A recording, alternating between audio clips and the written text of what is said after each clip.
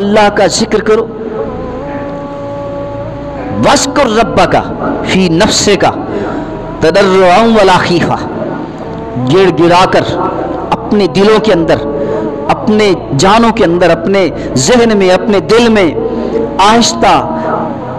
جلی خفی جو بھی آپ کو ذکر ہے خدا کا ذکر کریں، رو رو کر خدا کا ذکر کریں، خفیہ ذکر کریں، ظاہر ذکر کریں، اعلانیہ ذکر کریں، خدا کا ذکر ضرور کریں،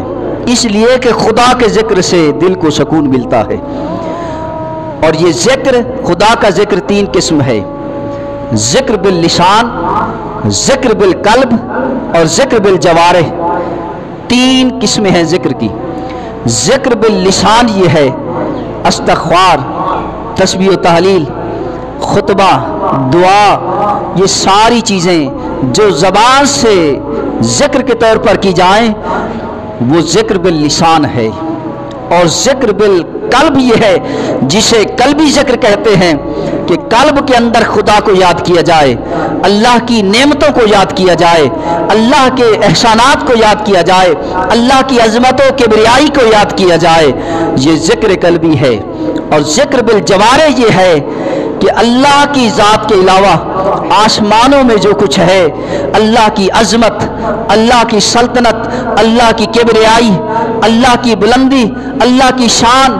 یہ ساری اس چیز کو اللہ کے جو کچھ اللہ کریم نے بنایا، ہر چیز کے اندر اللہ کی نشانیوں کو تلاش کرے،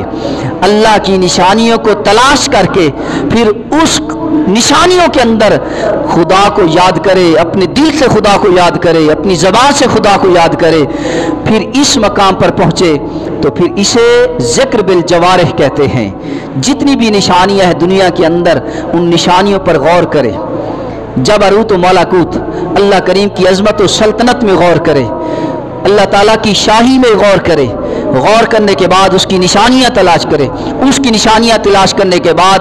خدا کو یاد کرے، یہ ذکر بالجوارح ہے۔ لہٰذا